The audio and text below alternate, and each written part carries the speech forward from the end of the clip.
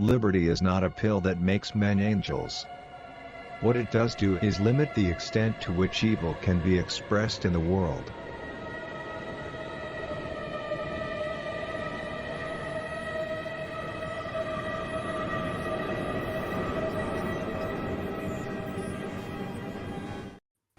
All right.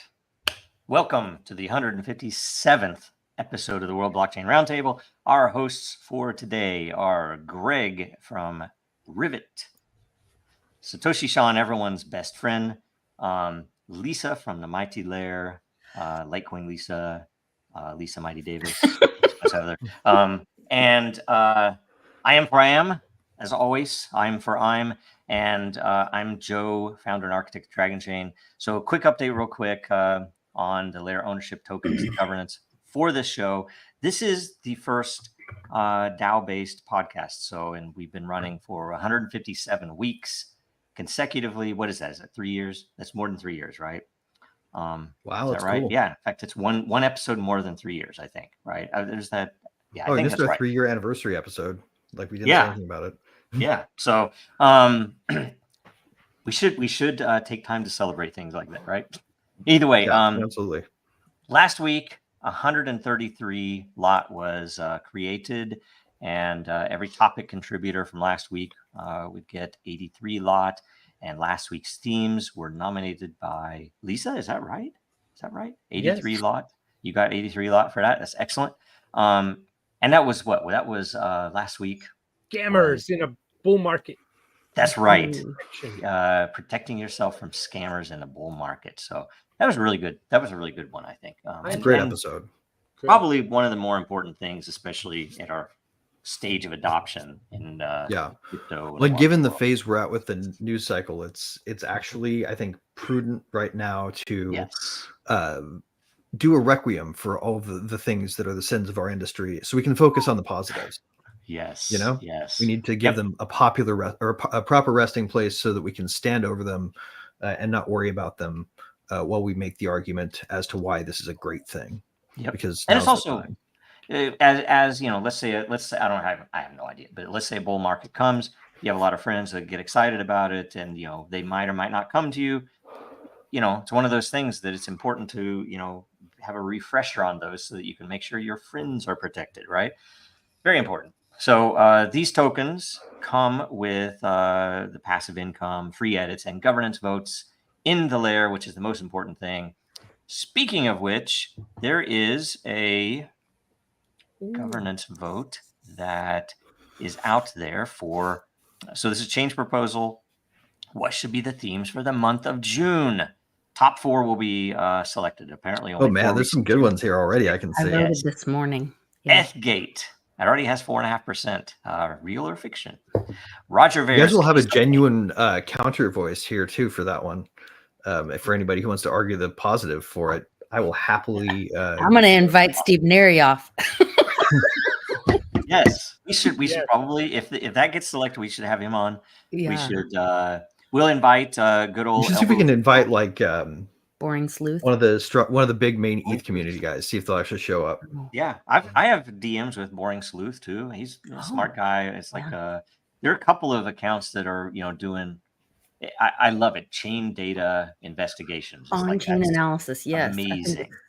I tried to tell lawyers back before Dragon Chain.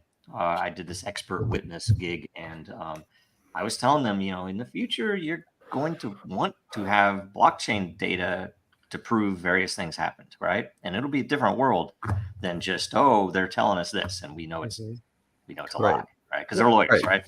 It's really more people are worried about on-chain identity, and it's really more like using the on-chain element to do things in the real world that identity comes into play. Yeah. Yep. Next, Roger Ver's case update and its effect on blockchain already has 9%. That's good. One voter, 9%. Should we look who it is? Yeah. I am for I am. Right on.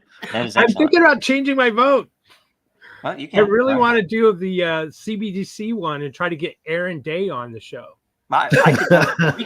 We could collaborate, and one of us could vote for one vote the other, right? Network states powered by blockchains as alternatives to the Westphalian nation state. Westphalian? Who made that proposal? That's got to be Greg. That'd be Greg. That would The Come on, I like Westphalian, And the who Treaty of voted for Westphalia it? was the creation of the nation, the modern nation state. Okay, That's where it comes from. Okay. good one. Okay, I love it. And Lisa has voted. It's already at 8.87%. That's correct. Excellent. What happens to blockchains when CBDCs become the medium of exchange? That'll be that. I mean, that's a super that you make sure happens. So many states have already outlawed CBDCs. I think it's a moot point to even discuss it. Like, I think you're wasting your time and feeding into the FUD. And that is my personal. Well, you know, my they very have the strong power perspective. because the blockchain has not been adopted as well as it should have been by now, because we were all worried about number go up. That they have the ability to change dictionary definitions, and therefore any laws that are made about CBDCs could potentially be affected by dictionary changes that would make them no longer. One would imagine legal. it potentially inadvertently also applying to stable coins. True. Okay. Yeah. But Because but the then difference again, between the the two is federal pretty illusory unless you have on-chain privacy. And the reason I say this is because I've said it several times, and a lot of people don't understand what I mean, but I will often say there is no law, because what people think of as, oh, it's the law, it's in black and white. It's like, yeah. No, it's in shades Apparently it of doesn't gray. really matter, right? And the way that So- our system works, right? This is really, that's a goddamn good point, Joe. Yeah. The way our system works is adversarial, right? You're a medieval gladiator, and so is the other side, and the winner is the one that God favors in this justice system, right? Yep. So you end Yes, up with because at the lawyers going for the worst possible most uncharitable interpretation of the law, Yep. and the side that wants the other is going for a charitable interpretation of it towards Yep. the Because person the being emperor- targeted. Everything could go your way. And I've been told this even by several lawyers. I mean, it's like, you're going to spend a lot of money, everything could go your way, and still at the end, you still get this thing. And you have no It's idea where you what's go going on. for and where the money is behind that fist, right? So Right. Yep. anyway, I think the because push the law is where you go for accessing the weaponry of the state, right? So if you want to use the state to make something happen, you got to win a lawsuit. yeah, right. you gotta have a That's lot what I of was money getting ready for to that. say, because the federal powers trump the state powers, so the state can call anything illegal if they want, but Yeah. they could get. I Right. wonder if that's a reason. And a U.S. Marshal's the same thing as a sheriff, man. They'll repossess stuff. I wonder if Sean? the reason why the Tether Mafia has not gotten called up is because they, like Greg said, they kind of ushered in CBDCs, and they were like the test project for it to get people used to it. Like, this is regular money. This is almost, this is digital money. This is digital dollars. This is how you that's the thing you can tell to shop owners who are worried about the volatility for a cup of coffee and taking Right. crypto for stuff. It was stable coins. It was Tether. Which is I think nuts too. Tether right? Because- Mafia paid their tribute to the other mafia cartel regime. And I think they helped to usher it in. You know what I mean? And that's Yeah. why they're Yep. not, Right. because they could There's have. something there. It's everybody knows, that it's like when we policed ourselves, we were like, "Hey, we want audits. Hey, why is this audit? Why aren't you showing this stuff?" It was like the Epstein files. We were calling to see where the money was, and we never really got an answer. And it just that now when And the you crypto people that don't care. kind of 'Cause it, kind of sorry. What I don't get about any of this stuff is like CBDC and stablecoins both. Why would anyone want to expose themselves to the continued inflation like that? It's like the feature is it's like dollars, but the it's education. cost of That's that is like you get to continue to get looted by the That's an Fed. education question. I remember once talking to a shopkeeper in Seattle, and that was his. It's like, why would I get that? It's too volatile. And I'm like, it's been volatile in a positive direction for a long time, and any reverse. And I did say also at the time, you could accept Bitcoin back then, and Coinbase and I think BitPay as well would immediately convert it to dollars if you wanted. right? Right. It's Well, we it's also like know a crazy volatility thing. smooths as volume increases, right? So adoption Exactly. would solve Exactly. the problem. It's just educational question. So okay, I already next, changed my vote. This discussion is too good. how blockchain is solving real world problems. Layer ones versus layer zeros. Can AI and blockchain be used to improve each other?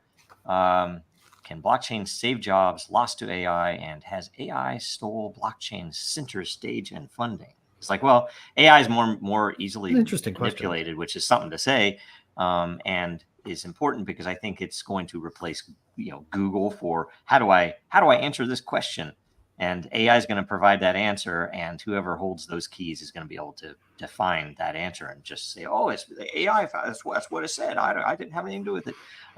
Anyway, very good. These are So great. The ones that didn't win or that don't win this time around should totally go into the next one. that's what happens. I think they keep them, and so we might get some some of these brand new ones. There were some people who asked if we shouldn't roll them off too, but whatever, we'll do whatever. This is a DAO. You guys can make proposals and I'll vote on them, right? So that is the vote. The theme this week is blockchain and the end of aging. So there was a request made. I'm going to do a refresh here, but before we got on, I think is it yours? I am. Yes, I thought one right we here. could start right there with a quick 2-minute video. Real quick, if you could click on the picture. Oh, wait, no, that's the video. That would be the video to play, but it was just fine. We'll see it. Okay. Do you know what year this video came out? 9 months ago. Okay, so it's relatively up to date, or it should be relatively up to date. Yeah, and it's straight out of Harvard Medical Center labs. Yep. And those two mice are of the same litter. They're essentially genetic twins. And yep. And one of them, and they were both twinned with progeria, right? They both originally were given progeria. No, one was and one wasn't. Right. Okay. So I'm gonna have to, just so you know, I have to stop sharing and reshare with audio so that we can do this. So one second, I'm gonna do that. And you might want to pause it in the middle so we can comment. So then that way we don't get a YouTube copyright strike. Good idea. During the news, during it. Okay, I have it with audio. Let's see. Can I?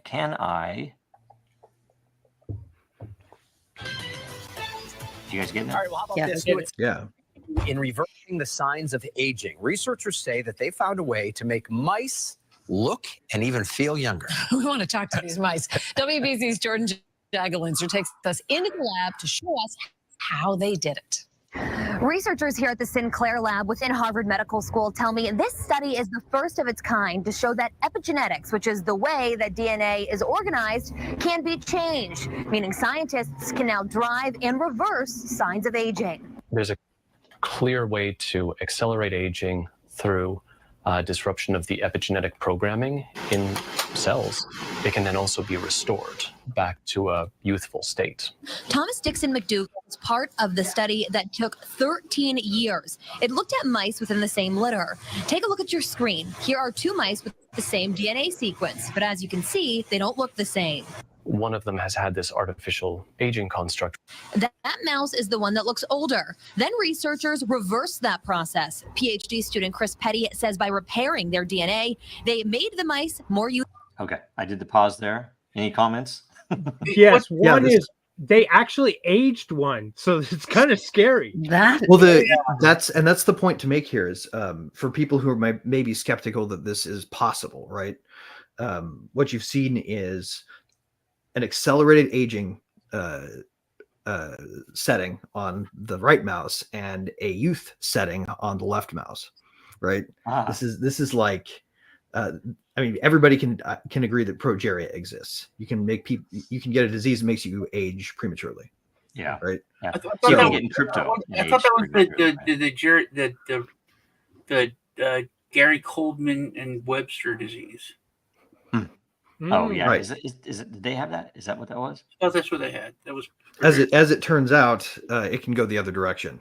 It's But really this is fantastic. saying that it can correct what the progeria, not that it can. Did they take a Well, this is mouse this- and go backwards without aging at first? you can, Yeah, but they- you have to wait. it- You have to wait for the mouse to get old, which is a couple of years. Well, they so said they sent it those kinds of forward studies and are- backward.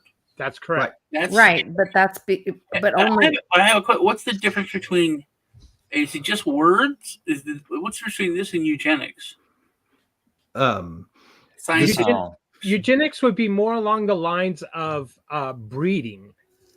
So you would But breed no. a mouse to have certain characteristics. Well, what about? Okay, well, I've been looking into CRISPR the past couple. Yeah. Of weeks, and that involved going in and changing, adding attributes physically. Well, you can also delete with it. Yeah, you can delete stuff, but like you could add in, faster genes to make like muscles faster, bigger, stronger, smarter. You can add that in.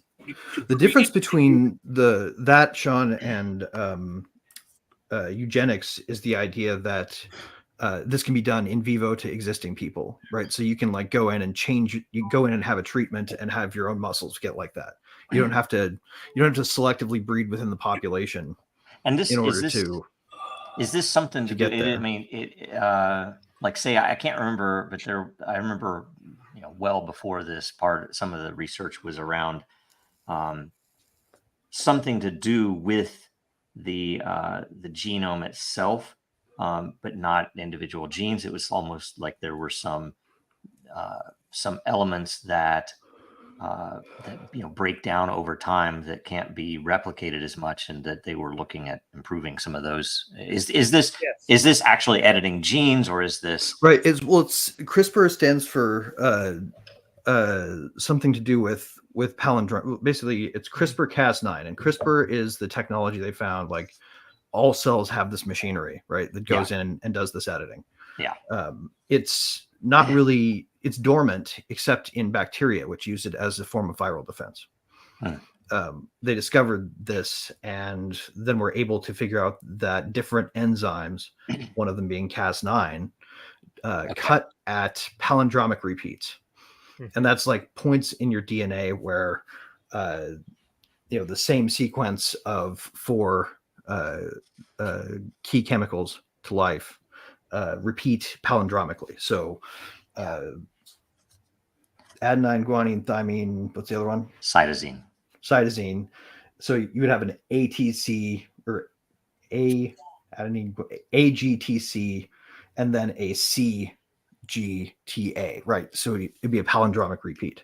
Yeah. And those are cutting sites for That's wild. Cas9 and for different, like you can actually see CRISPR, Cas11, CRISPR, other acronym number thing, right? They found a lot of different cutting enzymes that are specific to different sites. Wow.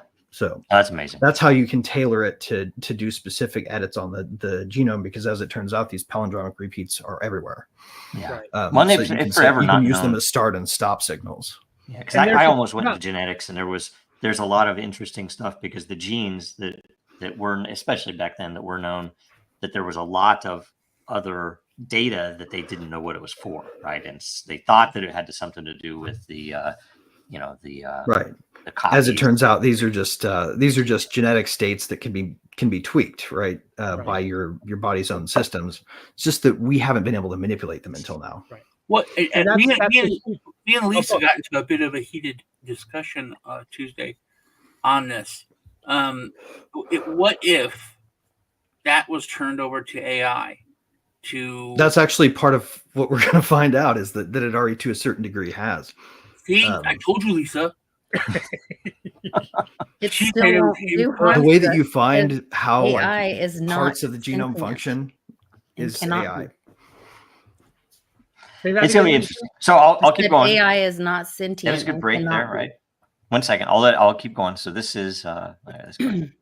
Youthful. And turning these genes on is sufficient to erase aspects of aging. Petty says the process was harmless, like getting a shot at the doctor. the cells uptake the information, translate that into messages in the form of protein that do all the work to remodel the chromatin into a more youthful state. And both researchers say the mice were overall healthier. Yeah, with this, we did see like signs of increased muscle strength and activity. They are now trying to figure out how the discovery could help people. If we can intervene early, or even as this study shows later on in the process, to reverse the aging, it seems like we might be able to have a more broad way of impacting many diseases all at once. In Boston, Jordan Jaggelinser, WBZ Two News. things real quick. Good pause. Isn't it interesting, the world of TV interviews? It's been so long since I've seen the voice. Right? Anyway, CBS but Boston, the second thing, man, they nailed it. someone needs to take this and like run a youth filter on each sequence of the showing the researchers. Yeah. For some reason, I mean, they're getting younger. Have you seen a during picture this. of It's David like, no, I'm Sinclair, not dude? taking it myself.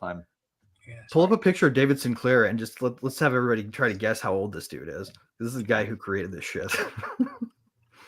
Well, I've always been interested in anti-agapic stuff because it seems like such a.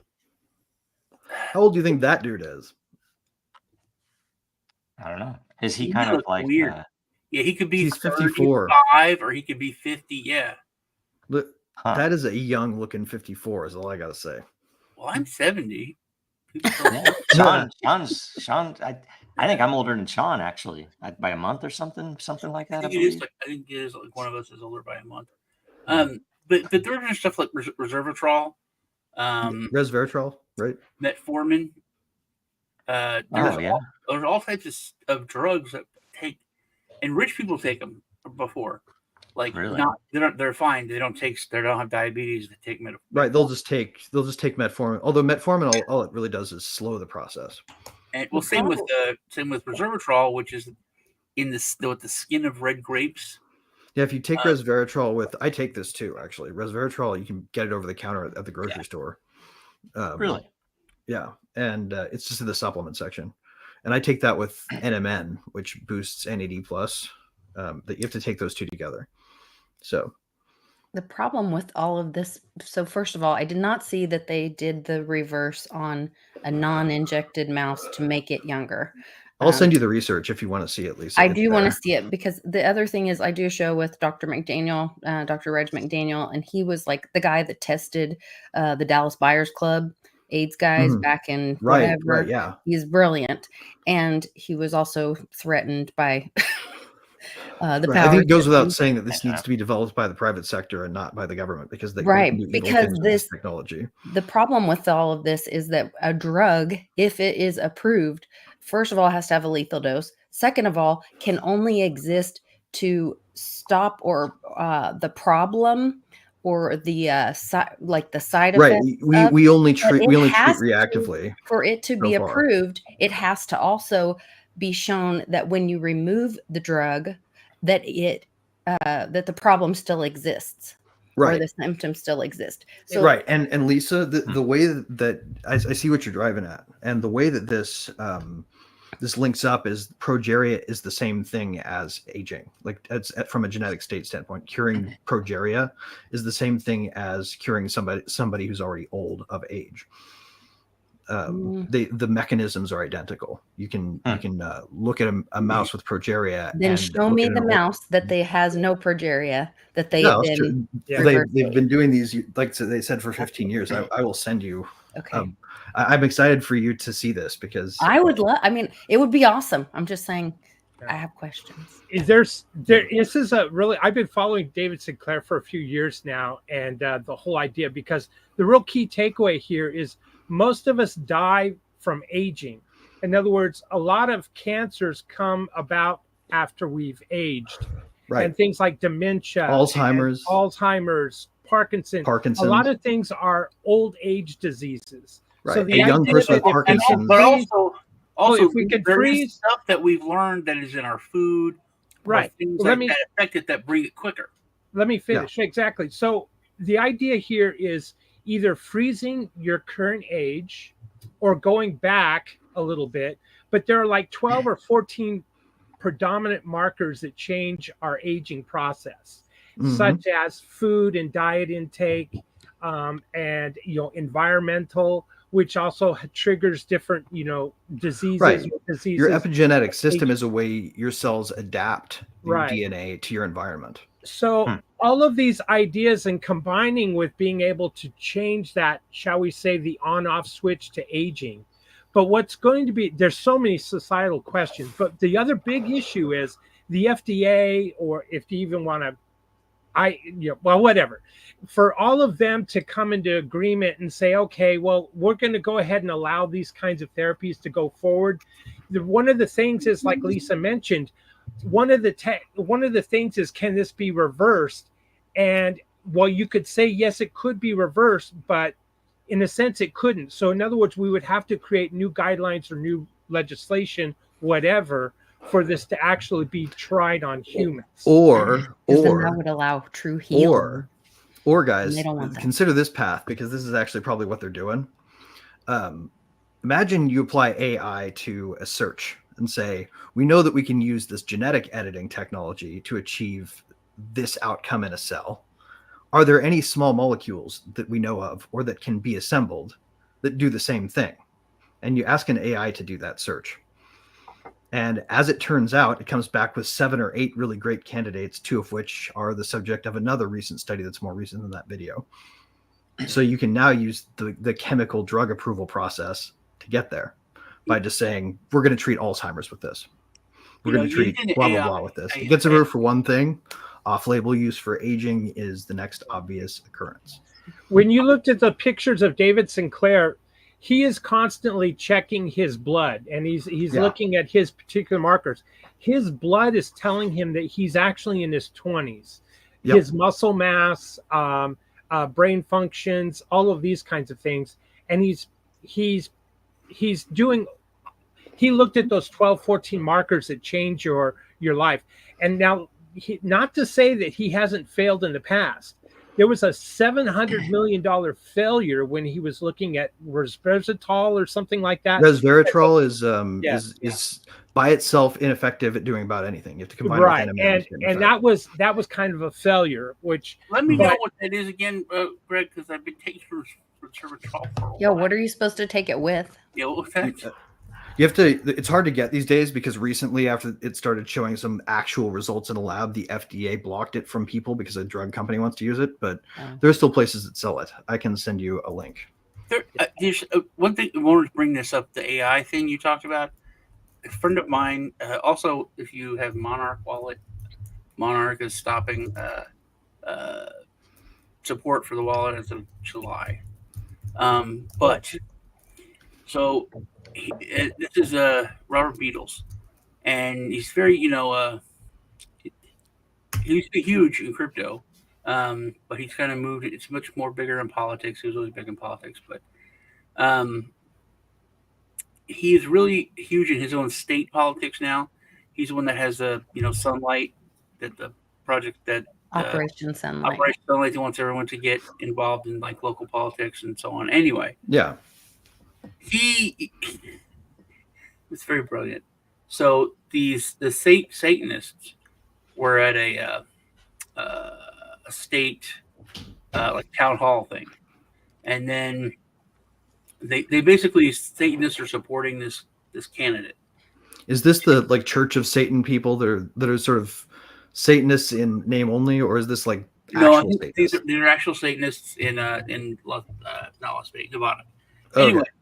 They posted several pictures of like them with at standing with signs for this candidate, but the candidate said, they're not endorsing me. It's not like, and then so he put through AI and asked it, are these Satanists supporting and endorsing this candidate? And it just laid out the answer, and it was they're standing with us. It was all common sense stuff. But it was an AI saying it, That was kind of brilliant to use it that way. That is pretty brilliant. Yeah, I mean, there are definitely good uses of AI out there for damn sure. A quick note in the chat, Crypto Nana says, drink red wine. Boy, she is spot on as far as that was the location for the resveratrol. That's how they figured it out. Exactly. and the best wine at the time was the Pinot Noir is class for red wine, and to get the most of that particular drug. However, unfortunately, the counter effects of the alcohol and the sugars, it's now thought that that's actually a countering effect. Right. That said, you have to like take into account Aubrey de Grey's attitude, right? Like this dude is also a researcher in the same field, focusing on a different thing. Yes.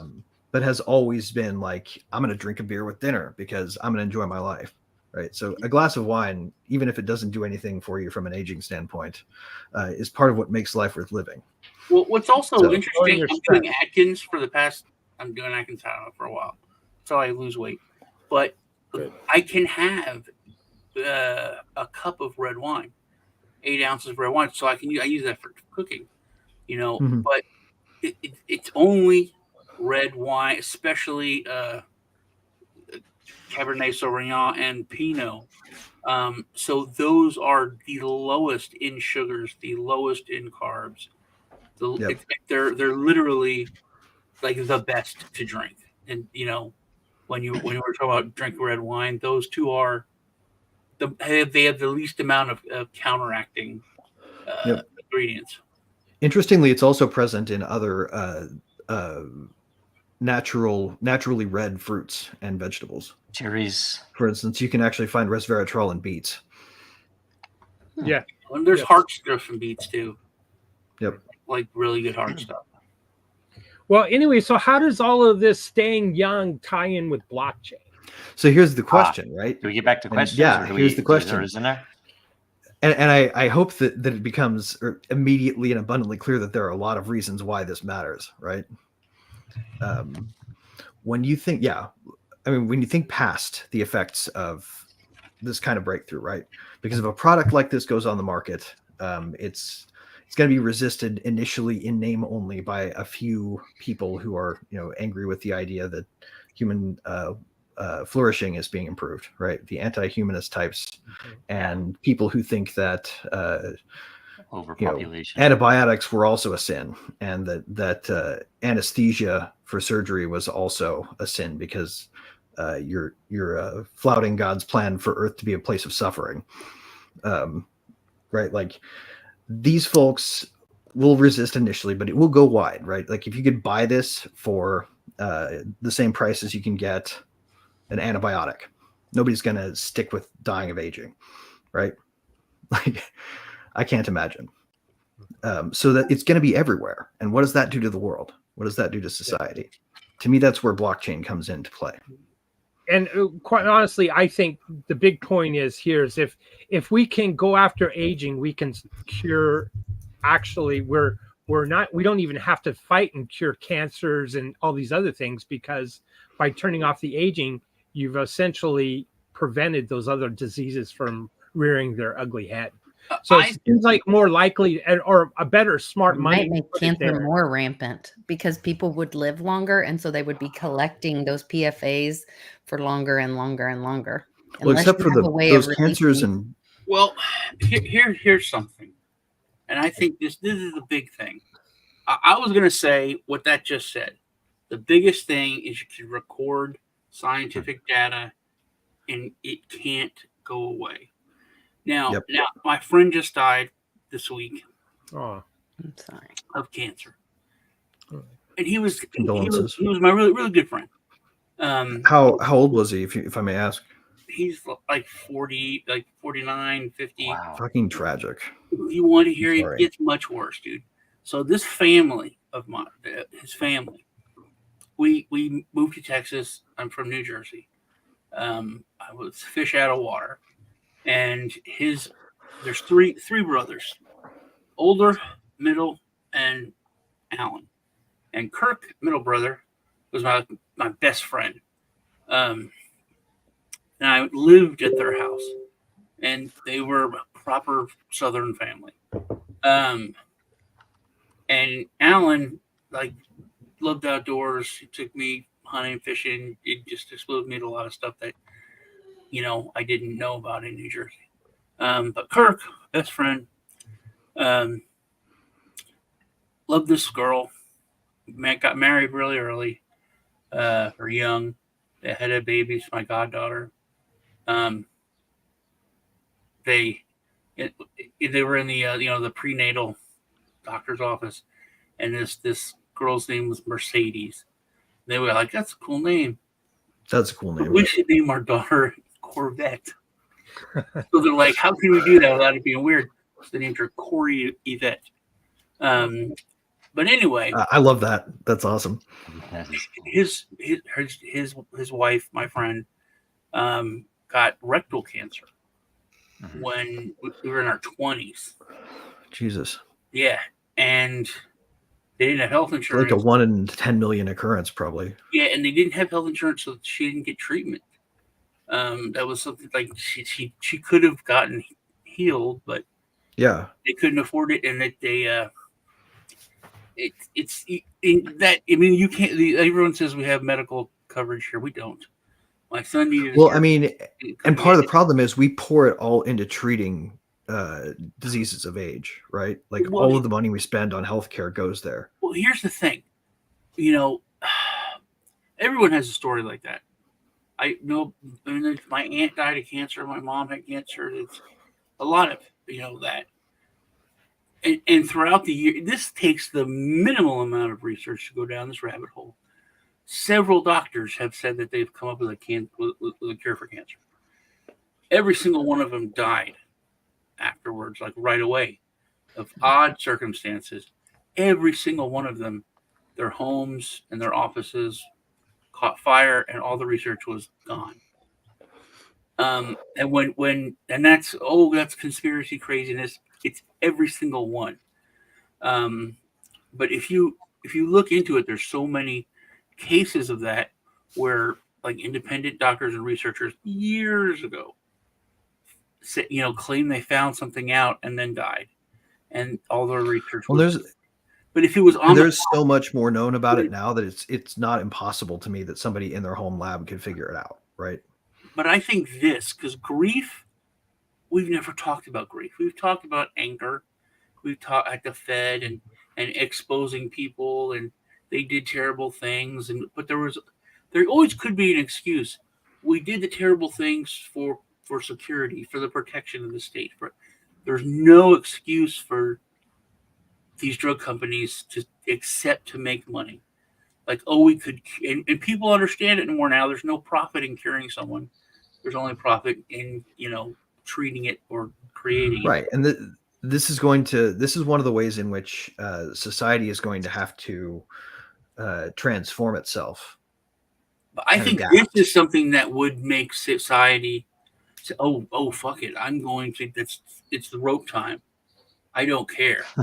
You know what I mean? That's the first thing that came to my mind too. Well, like you're going to have to, because the pharmaceutical companies who would normally bring this in because it would be actually solving health issues and making them money legitimately, may decide very well that they're already making more money by all of us dying, and therefore that's age isn't the only cause of death, right? There are lots of others that we don't have the societal resources to spend anything on. But I mean, getting off the aging thing, just what would blockchain provide? Yes, it would provide a place where that research could go and couldn't be set fire to. That's a very good point. That and that is something that literally has always been able to be done. Right, it's like an instant immutable public domaining of something. Mm-hmm. Yeah. And Joe talks about, this is this is put on on our blockchain and on Ethereum, and if that was for scientific research, I think our lives would be changed, because it would take, just like when we talk about Bitcoin taking control of money, this is another thing where people have been controlled and held down. And when you talk about like depopulation and all these other things, if the fight against that is on blockchain, we have a way to keep it and to actually move forward as a species.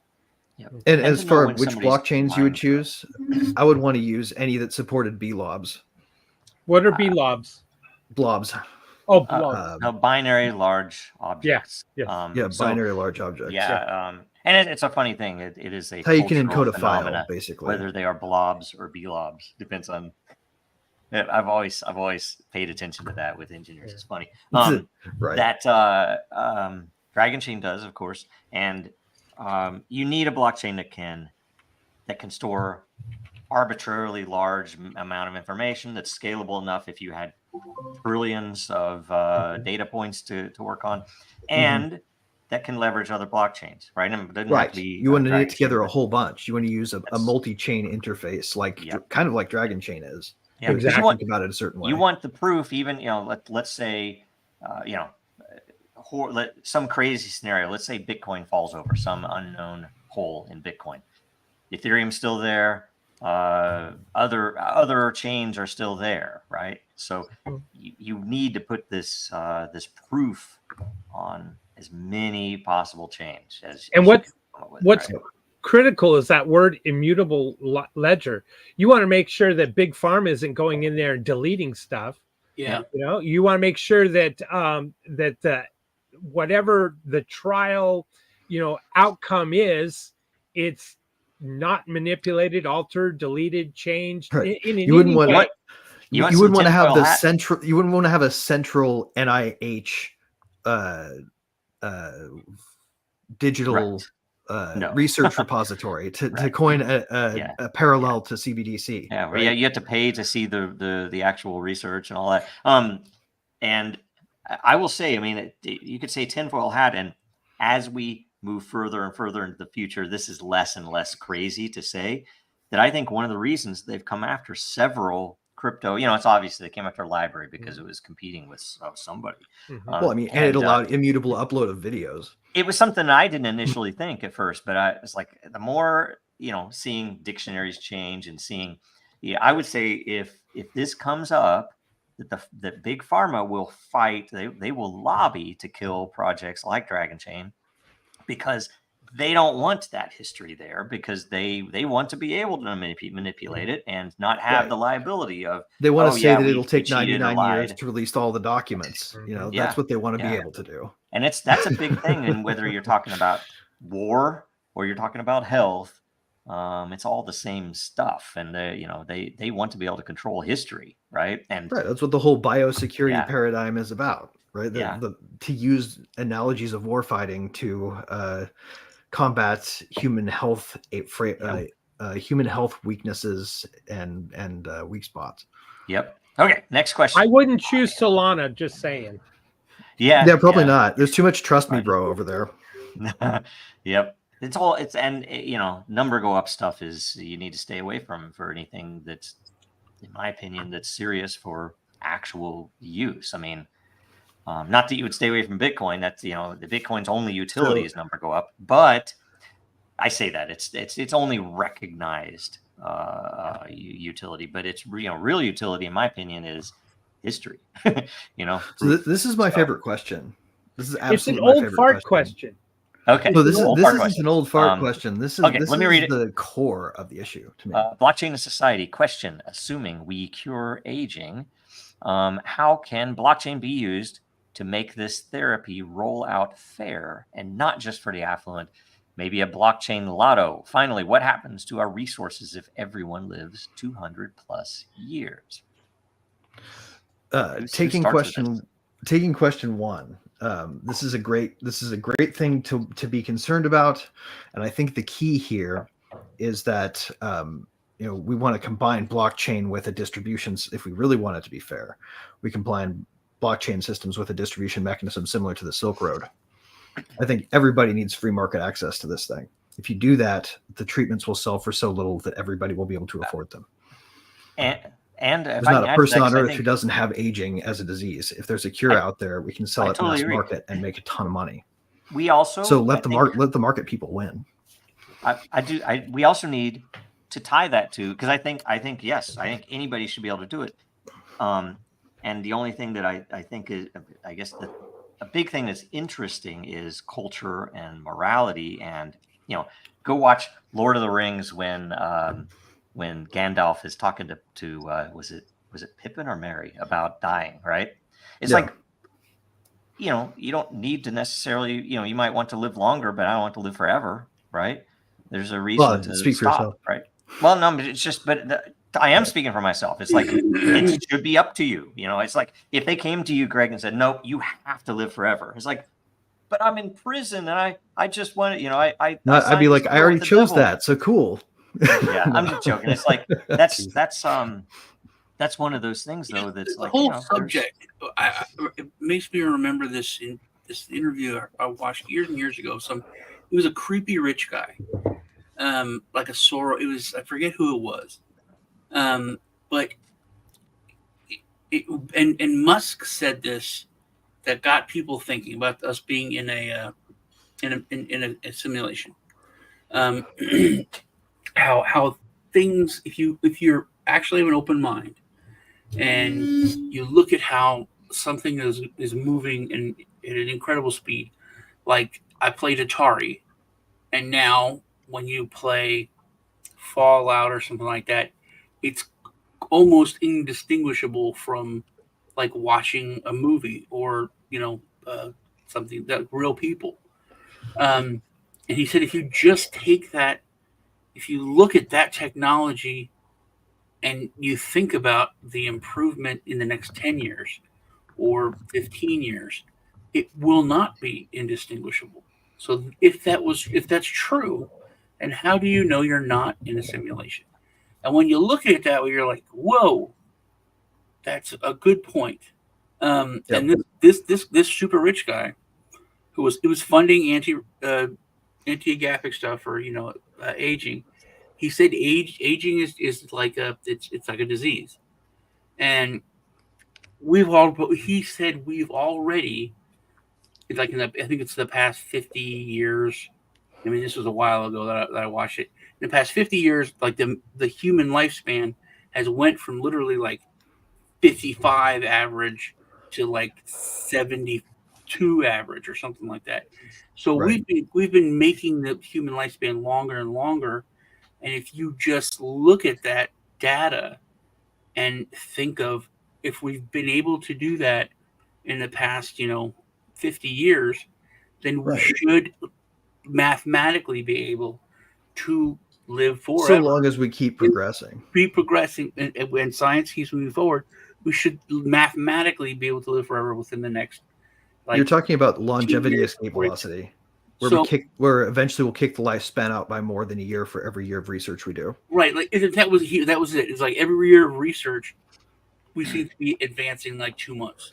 And that's why we need that's the average lifespan. And if you just look at that mathematically, within so many years, 25 years, 30 years, whatever, we'll be able to live for 150 or 200 years. Technically. Well, it'll be, and it won't be. People like to think of this as immortality, right? Like what happens statistically to you on an actuarial table over time is you're more likely to die because of some occurrence, right? Yeah. And that occurrence is aging for all of us as a final default setting right now. But absent that, there's still a lot of other causes of death, right? Yeah. So when you say live to 150 or 200, it depends on how accident prone you are, kind of, or like what kind of risks you decide to take. Yeah, but when you'll actually die. Obviously, like humans lived, the average went way further when penicillin was invented. You know, there's all these technological, medical advances that that was a game changer. That was a game changer. Doctors washing their hands before delivering a baby, for example. Yeah. So just Semmelweis, by the way. But how do we keep it? How do we keep it so that the affluent don't snatch up the initial supply and then curtail it for everyone else? I'd like to posit that they already have. I think just like the government, and just like pharmaceutical, it'll have to be. Celebrities look young. By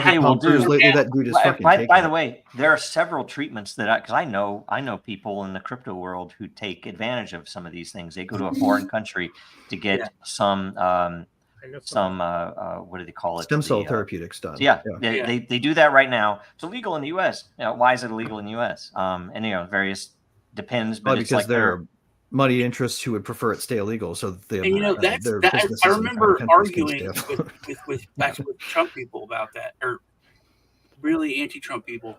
He made a law that basically said if you're a terminal and you're going to die, you can. There's nothing that's off the limits. You can take experimental stuff that's illegal. You can have those treatments. Is it right to treatment? What's it called? Right? Yeah, right it was, but he did that, and I remember people hate us. Well, I can't argue with that. That's a really good thing. I'm really happy. Well, I mean, and people they Sinclair's been doing, man. People still argue about that, but that was a huge thing. I think that also put a target on. Called right to try. We have to think about something else. One thing is the power that this has. Whoever has this initially will have massive power. If there is to be if they take over. Wait, what? We always talk about, hey, the police are gonna, make a decision whether they're gonna do us right or what's wrong. But if they have your family can live extra long, if you side with us, it's not just money, where hey they're gonna do it because that's where they get their money from. They're gonna do it because they got to provide for their family. That's a lot easier to make that decision. Like, hey man, I'll get another job. I'll do something else. I'm not gonna, I'm not gonna defame. I'm not gonna break the Constitution. I'm not gonna side with evil. But if it's, hey, your family can have this medical treatment that we control, that's a huge amount of power that's given to the government. You might think so, but the kind of medical treatments you're talking about when you're talking about controlling this couldn't be something as simple as a pill. If you can put it in a small molecule drug and sell it to the mass market, there will be a black market in it and a gray market in it if you try to restrict it like that. It won't stay bottled up. People will want that. What about a blockchain lotto? Blockchain lotto would be cool if it wasn't impossible to make enough for everybody to take. Yeah, right. I don't think there will be a. It'll be more like a like that. I think you'll end up. Theoretically anybody could take it, or at least bottle of Advil. That's the price point. Yeah, I think that would be what. And then here's the thing that I ask about the last part of this question. If everybody, let's say everybody took it, that it was safe and everybody just wants to be healthier longer, and they live 200 plus years, you need a multi-planet species. I mean, that's the beginning of it pretty much. And also though, like if you can live people on a craft that could travel for much longer, and whatever, but the distance between stars is a lot smaller when you live for 500 years. But exactly. And here's the thing though, it's interesting to me that we've already seen the effects of this culturally, you could look at the West. The fact that we don't typically want to go to war because my life is basically there's this odd thing that's happened in the West where valor is not recognized as much, that someone taking risk to win something, and I think that could even apply to non-life threatening situations. But the fact that everything is so everybody's so scared to do certain things, whereas in the past it would have been like, yes, I'm going to die, but I'm going to do it because I want to die well. I mean, plus, right? And what does that affect when everybody's living 200 plus years? When someone dies, it's going to be it's going to be because of an accident instead of right. And we're going to work to push that number out. The goal will be 1,000 after we get to 200. I mean, that's always how humans I just want to make sure not enough. The thing I want to retain is the fact that it's still worth fighting for stuff that you might not win. Whether or not it's death or not. But it's just that's something that becomes missing. Yeah, the audacity has to go now. So I'd like to yield my mic and time to Lisa. I'd like to hear her thoughts. Thanks. I just, of course, always go to asking critical questions. What harm can this do? Is this allowed to be used on children? What effects would that have on somebody who wasn't? Is there an age limit that you will never use it on children? You could. Well, no, I mean, it would be people out there. It would be insane to point this at a kid, because turning on their Right. Well, actually, the way that it works, it wouldn't have any effect on them at all. Probably be ineffectual, Wouldn't right? affect their cognitive development, I guess, but it could retard It would their just physical development. Well, because the small molecule that they found using AI in the most recent paper only works back to about a biological age of 25. So if you're not already at that setting, 25. then That's the other question. Yeah, 'cause I was thinking, would that make childhood like 30 years? I mean, would it? Isn't it already? I'm joking. We're children in the universe if we can kill this. Does this follow the same rules of vampirism, where when you get bit, that's when it freezes? Or I'm just Yeah, I've been thinking about that the whole conversation. Me too. Vampirism. Imagine how. So you know how you wake up one day and you notice a gray hair, and you're like, you pull it out and you're like, well, fuck that. And then eventually it gets like too much to pull them out. Yeah. So you just sort of let it happen, and just just like try to wear it. Well, that shit is exactly what will happen with reversing the process, right? You wake up one day and you notice fewer gray hairs, and you notice fewer wrinkles on your face, and really? you notice that you're not as tired at the end of the day. Botox. That's how it would feel. See, So that's a question too. Explains it. If he was on Good Morning America or whatever, that would be perfect. Every human being would be like, oh yeah, we want that. We get that. My gray hair, then a few. That yeah, I'm on board. But the the makeup companies. What's that? The beauty products. They would come out. Right, they would hate it. No, we already have the lobby against that the same way they lobbied against Accutane. Yeah, but that's the horsewhip thing. That one thing that Greg said to me has changed my whole outlook on power. That the automobile was coming up, and this huge lobby with all this political power and financial power, the horsewhip industry. Yep. That's why, and I think you can tell, like a nation state, you can probably judge a nation state very well by something as simple as certain technology being introduced, and the fact that it's funny, isn't it, that so much of what is crypto came out of the U.S., but so much would have been better somewhere else, because the U.S., the bankers control the freaking country, and therefore you can't. This technology is not wanted by them. So guess what? Well, and what's interesting to me is what it will do to the financial system, right? Because the entirety of our amassing of capital process in the institutions is done through the 401k, 403b retirement account industry, right? Which is a natural extension of the fact of everybody getting scared about getting old. Yeah. Right. Well, Social Security won't be enough. You need to save. And I guess you hear when you go to the meeting.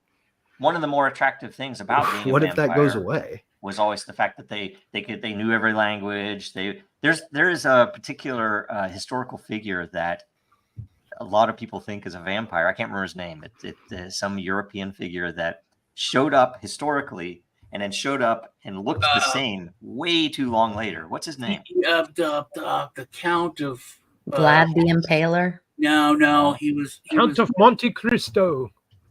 Would all life insurance contracts have to be canceled as a force majeure the day this treatment was released? He was just a good con man. I know, I can't remember his name. Yeah, I don't remember. Yeah, but he was like he was like the King of France. He said that like he could take the flaw out of any gem. He was a smart guy, brilliant guy, but he would talk about history.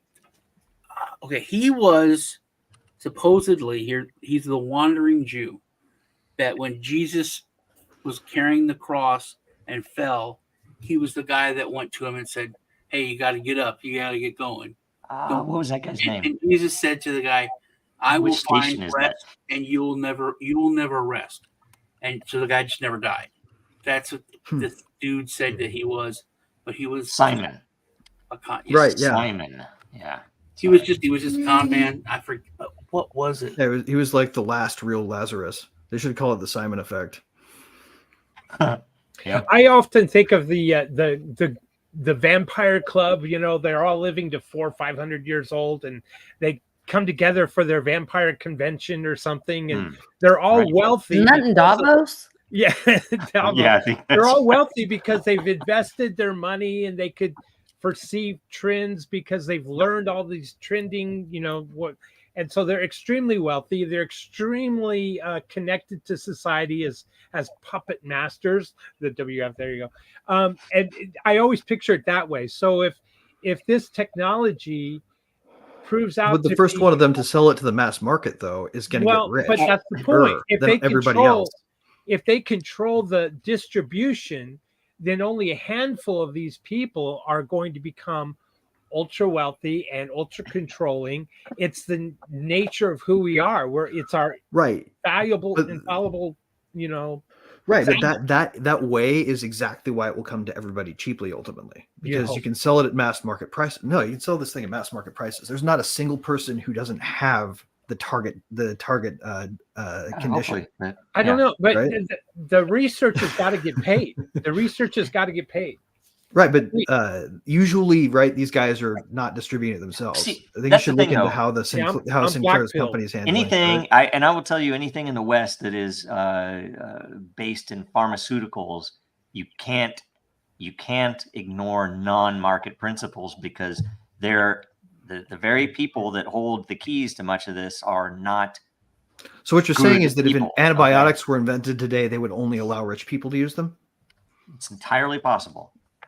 Yes, it's possible. I really do think. I mean, as horrible as that is, I do think that's entirely possible. And I think they've gathered so much power now that the creators don't they want more power. Like, imagine all the money they could make if they sold it at a mass market price.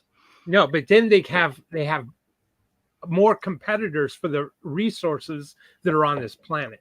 But we get off. More importantly, I would the asteroid belt that becomes moot. The researchers would want it disseminated amongst everybody and a fair and rollout. But unfortunately, that's not the world that we live in.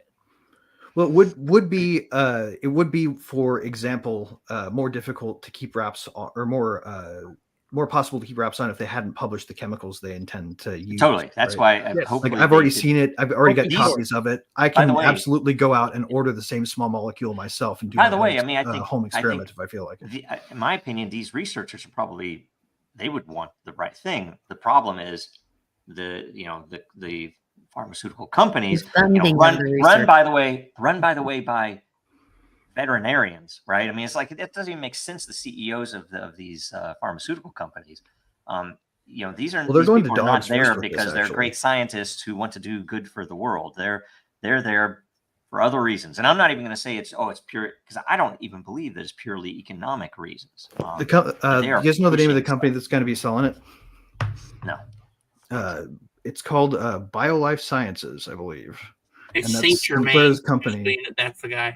Saint Germain. He's the one that lived forever. It was like Saint Germain. Thank you. Germain. Thank you. I tried to. Man, where did you find that? Because I can't even find that. Life Biosciences is the name of the company. company. Help Christ, they became the laundry Jew. Wow, we're already an hour in. Do we check it out? Time for one more question? Let's do the when I got put in the hospital like a little less than a year ago, I was in for 2 months. And the doctors told me it was because of the stick.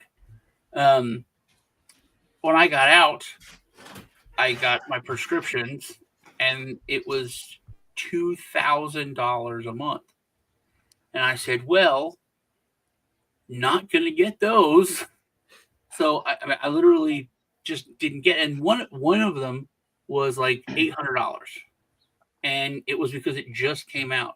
So the laws are basically, you've got 2 years, charge whatever you want. The laws are set up to wean the poor. And honestly, everyone in charge, if you could not tell me someone different, like Gates and all of these people come from a eugenics background or family. Yep. So it's the easiest, simplest, legalist way to use capitalism in an evil way to thin the herd. That's the truth.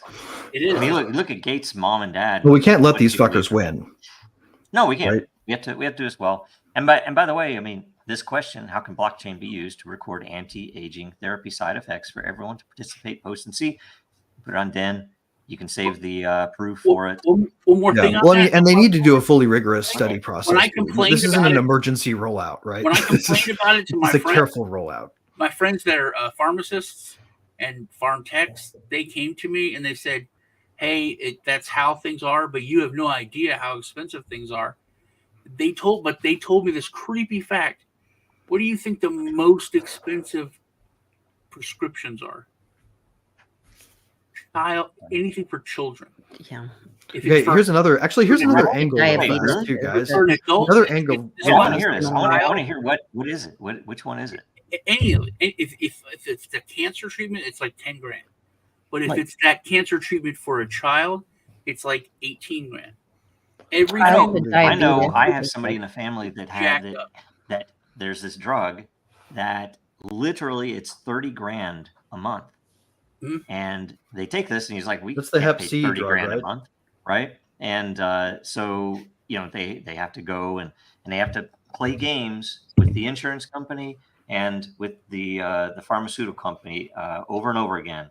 And it's obvious that it's to them it's throwaway. They've sent it to the pharmacy and it's in the refrigerator and the pharmacist is at, do you want this? And we're like, it's like, well, what is it? And it's like, oh, it's apparently it's $30,000. And I'm like, oh, and so they just sent it there. You think they're gonna sell that to somebody there? No, it's ridiculous. So, yeah. Well, okay. Counter case though, can we afford not to make sure everybody takes it? Right? How much money do we spend on Medicare, Medicaid type stuff right now, every year? Great point. Right? Oh yeah, totally. If you eliminate the primary cause of the need for such things, like how do you fix Social Security? Oh, you could also just make it so that people don't need to retire. You're 25 again. Yeah, That's a good question. All of the savings there would justify distributing it to everybody under one last final mega push spend. Does that Trump executive order still exist? The right to try or whatever it's called. And if so, why not? Why don't we have these researchers just take a bunch of the oldest people that want to do it and see how how HIPAA laws are offensive to me. I don't know about you guys, but I don't like the idea that there is a level of thing I cannot consent to. I don't mind it on the other side. It does keep the other side. I appreciate it, but on that side, it does bug me. Totally. I don't know. All any law like to me, like the consent is at the checkout counter. If you want to buy it, that should be enough. That's true. But also, what's weird is how. Okay, you go into a store, you have a problem at any institution, and they're like, "Hey, we can't do that." Why? It's against policy. It's against the law to sell you something you'd like to buy from us. That's not against the law. That's you can do it. You just won't. It's not a law. Okay. It's a policy. And the people used to tell me, "Oh, we can't do this because it's against the law, HIPAA law." But whenever the gingivitis outbreak happened, hey man, they'll come out to your car and take blood. Before they're like, you got to squeeze your butt into this little chair, and I'm like, can't you give it to me here in this comfortable chair? Ridiculous. And they were like, no, it's against the law. And then literally they were coming out to my truck. It's against our compliance department policy. Yeah, it's ridiculous. All of a sudden, all the laws went out the door. It went out the door. They in fact, we had that Safe Pass thing, which was using decentralized identity to make it to essentially be able to follow all the privacy requirements in any given jurisdiction, and yet still provide the ability for the user to show. I'm not even going to show you my score, but by these rules, wherever I am, that I'm allowed to come in to work as a bartender, right? And guess what? Google, Apple, IBM, all collaborated, let's say, they colluded in order to prevent anyone from coming in with anything that didn't follow their APIs. In fact, they kept us out of the app stores for a month and a half or something when we were saying we already follow all the laws. We don't need a waiver, right? And they really wanted people to be putting their medical information and identity into these Google and Apple APIs that would supposedly ensure that it was safe with that. And it was ridiculous because that's all IBM could do, because their tech wasn't good enough to do what was needed. And so, they were squeezing it all down, and they probably just wanted all that info somehow or other. Anyway, but we're at an hour. It wasn't just the medical industry that threw the HIPAA laws out. It was everything. Like, I mean, they could so they just people stopped paying attention to them. You can't ask anyone. Not allowed to ask you about this. Not allowed to ask you about that. And it got to the point where you'd go into Starbucks and the dude behind the counter would be like, "Have you had this medical procedure? Yep. Before I can take your order." A restaurant in Seattle, in order to sit, you had to show your vaccine card. The first time it happened to me, I'm like, "Have you ever had an STD? Do you have gonorrhea now?" And they would be like, "What?" I'm like, "Well, look, you want to ask me about my medical stuff? I'm asking you about yours, because you look like a guy that has had STDs. I just need to know." And then we get pissed, but it's the same thing. Yes. Yep. When you hold the mirror up to the ridiculousness, it's amazing. By the way, and that's something I do think it's in our favor that happened, because so many people who went along with that won't do it again, because they realized how full of shit that whole thing was. The kid at Subway was threatening you to not make your lunch. Oh my God. Yeah. Go into a hardware store without a mask in Seattle back then. Everyone was a cop. Yeah. And I've become a dick the past month. Yes. That's what I've been waiting for. That is what I've been waiting for. I'm posting stuff now, like, the woman sitting at her desk in like the whole big plastic thing. And I'm like, "Hey, look, what a fucking idiot you guys were. Stupid." Just like they were like, "Oh, these people want to kill you. These people don't care about you." And then, I mean, I posted one the other day. It was like, you just automatically stay 6 feet away from people and do this and do this. Aren't you glad the government didn't tell you to suck someone's dick?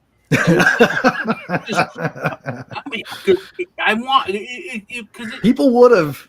It was on the other side. They were like, "These people are trying to kill us. They don't have a mask on. They're trying to kill you."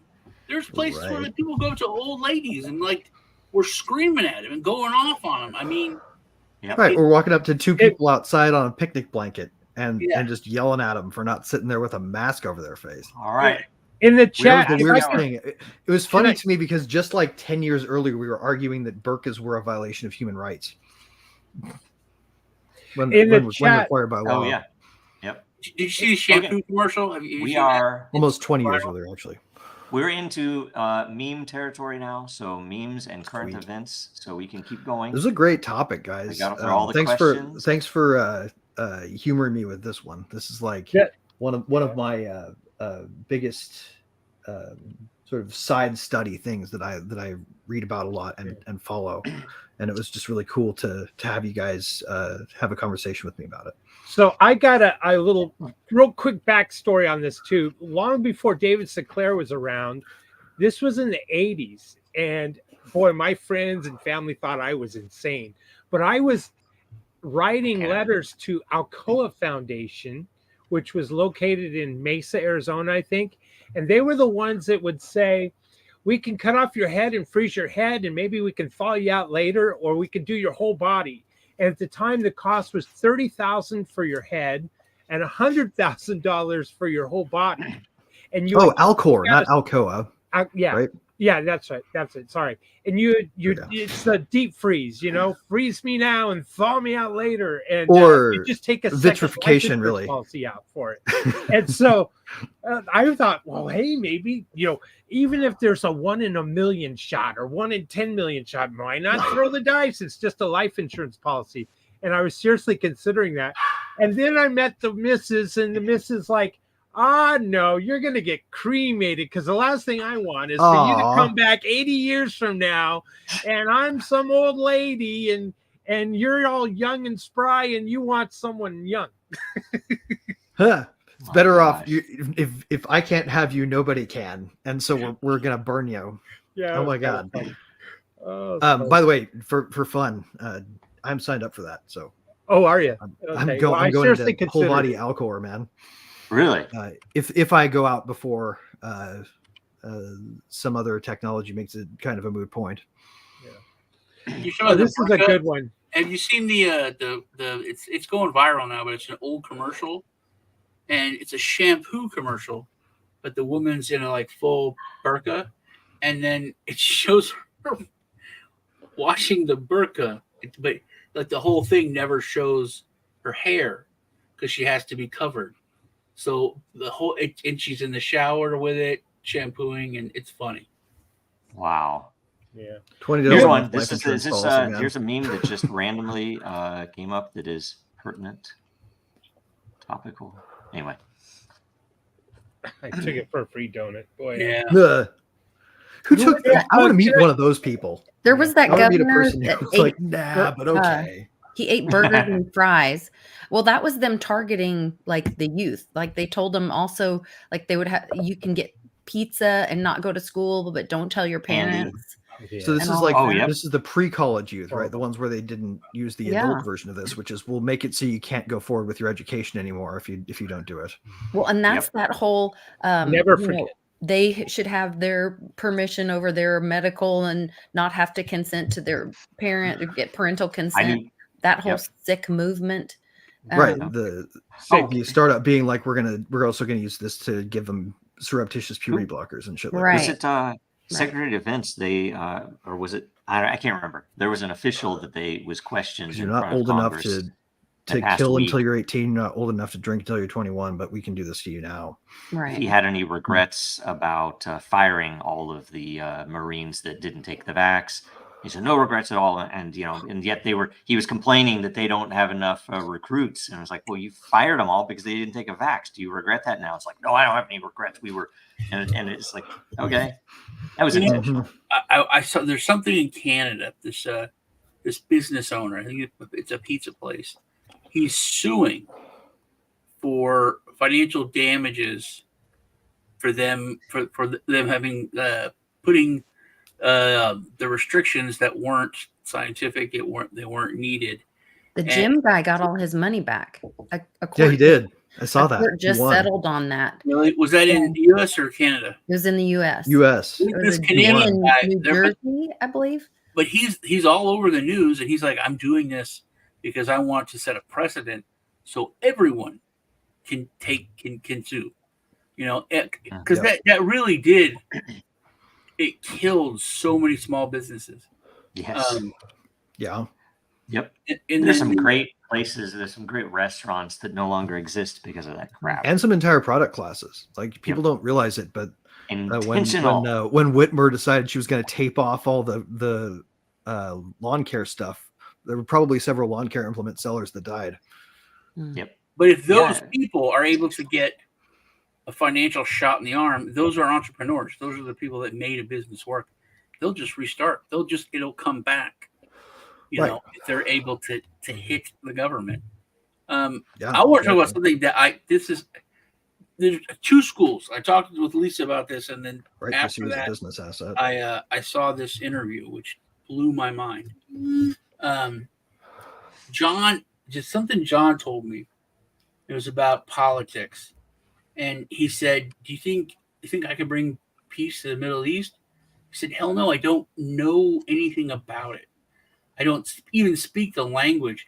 For me to think that I can go into that area and bring people together," he said, "that's moronic." He said, if you don't need to speak Farsi, and these people are completely different people. Their way of thinking is different. Their values are different. They're so vastly different, and that. Yeah, but you kind of missed my point on that. I was saying that we're sending all this money under the auspice that we are claiming to protect democracy, while what's his name, Zelensky or whatever, No, outlawed votes until the war. instills himself as dictator and leader. Yeah. Well, I'm talking about- We'll have no elections until Democracy. this democracy will have no elections the until it's Middle been East, though. saved. That was my whole point of I'm talking about the Middle East. The Middle East, where we I wasn't talking we about the don't Middle East. understand it. These people, and I was trying to tell Lisa that there's been hate, and we have a couple of generations in the United States. That's all we have. But these people have had generational hatred for each other for way longer than the country's been around. Our country, for like Right. thousands. We also make the worst mediators on the face of the planet for them. Considering But I we've saw done to this their country for interview. the last century. Saw this interview with a Palestinian Their country expert is- woman, right? And then it was Pierce Morgan, and this guy who is the son of one of the founders of Hamas.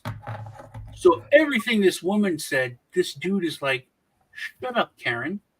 You don't know anything. You went to Gaza and probably had a falafel and a good time, but you don't know anything." And Dude. he was saying things that blew my mind. He Have said, you seen "They're Bill not- Burr talk to Bill Maher about this?